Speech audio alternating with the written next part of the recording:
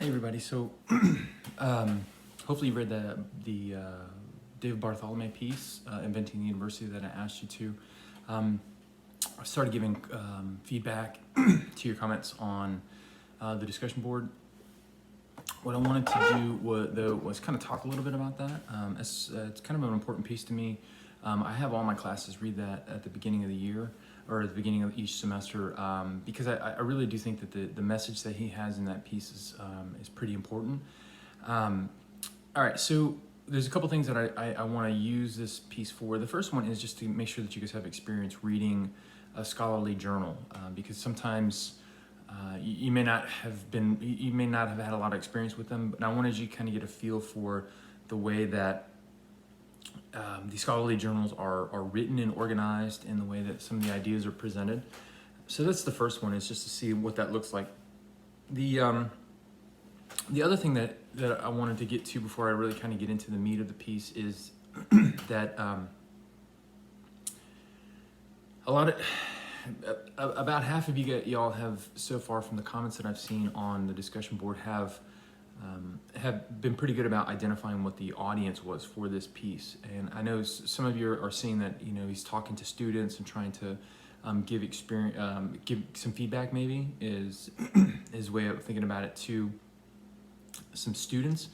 But I think probably about half or so of y'all have done a pretty good job of identifying the audience for this piece, which is other writing instructors. And I think he probably would have liked to see this expand out to not just writing instructors, but other instructors across the academy, so they get a better sense of how to appreciate developing writers' ability to write. So that audience, I think, is really important. And some of you guys were pretty good about identifying that it was written. There was some third-person stuff there about, like, when we go to look at a student's writing. So I think he really was trying to talk to these other writing instructors to say, hey, this is what I'm seeing. I did the study, I did some research into student writing, and this is what I'm seeing. And so I want you to, these are the takeaways that I have from it. So I wanted you to see if you guys would pick up on that, and about half of you guys did, and I'm happy to see that. All right, so let's talk about the piece in and of itself, really, and what it's trying to get to, at least what I think it's trying to get to. And we all read it differently, I assume, but so what I think he was trying to get at, well, let me give you a little bit of background first. Okay, so Dave Bartholomae is a writing instructor. He's was active as a university professor for a long time. And if you look back at this piece, you'll see that it was written in 1986, and that's kind of important because these journal articles are written. It takes a long time for them to get written. Sometimes years for them to do the research, to do the study, to kind of contemplate what the findings are, and then to get it written, and then to get it through the peer review process, and then to get it printed. So sometimes it takes years and years and years to get these articles written. So what we want to take from that is this was like a mid-'80s piece.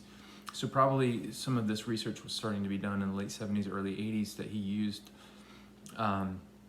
as the basis for this piece. And so if we go back, if you look at the school that he was writing this from, or where this got put in, where this piece was published, it was in the journal, a basic writing journal, but he's talking about his experience with the City University in New York.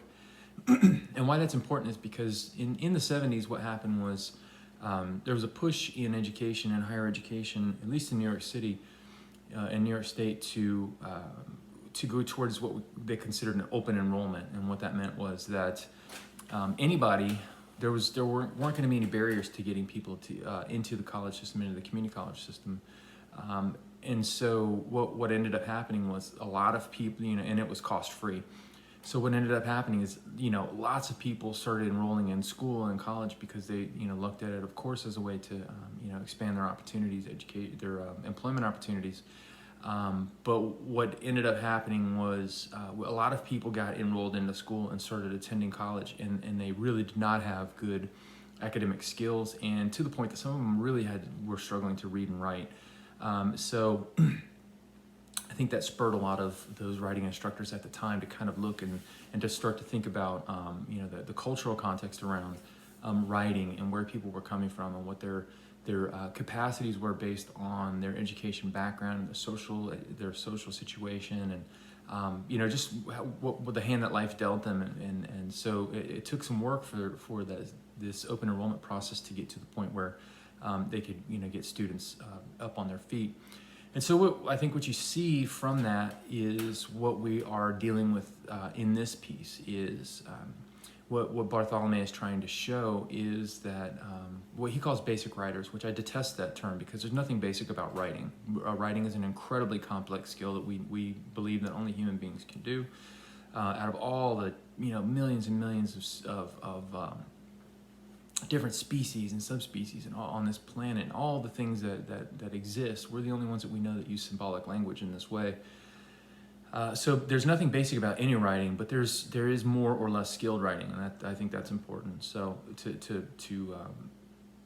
to acknowledge that there is more or less skilled writing. Anyway, so what Bartholomae is saying is he calls them basic writers. What he's saying is all too often developing writers is what I'll call them, come into the academy, come into college, into the university and the community college systems, and feel a pressure to write in a way that they do not yet have command of. And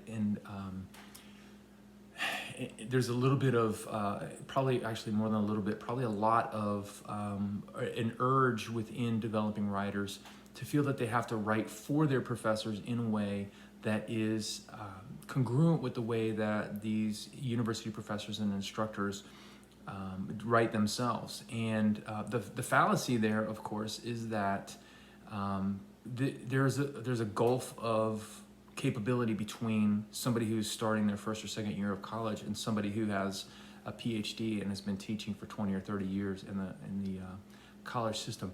You can't expect that to be the case. So what happens then is that these students start to write in a way that they don't have command of the syntax, they don't have command of vocabulary, and they don't really know yet what they're doing. And so what you get, which I think Bartholomae does a really good job in this piece of taking snippets of this writing, is showing how kind of cumbersome and awkward maybe some of this writing can be from people who are trying to do with language what they don't really have yet control of. The way that I try to explain is, you could put a 5-year-old behind the wheel of a Corvette or a Ferrari or something like that. Could they drive it? Yeah, probably. Are they going to wrap it around a pole? There's a pretty good chance of that happening, just because that new driver, that inexperienced driver, somebody who really doesn't know what they're doing with a very complex machine, they just don't know what to do with it yet, and there's a little too much power there. And so I try to make that parallel to developing writers, where you have sort of command of a lot of these words and a lot of this mental structure, but not yet really able yet to kind of employ it. Because what we're asking you to do in academic writing is a really complex series of skills, which is to come up with a new idea, or at least an idea that's new to you, something that you want to explore oftentimes in like research papers or reports. We're asking you to go out and find this really complicated, way overly complicated writing that's being done in scholarly journals. And I got to tell you, it is way overly complicated. It is a mess to read most of the time, because these, more often than not, these researchers and scientists and these big-head, people in the academy write in a way that is just so complicated, trying to impress one another, that it really doesn't work or serve anybody any kind of purpose.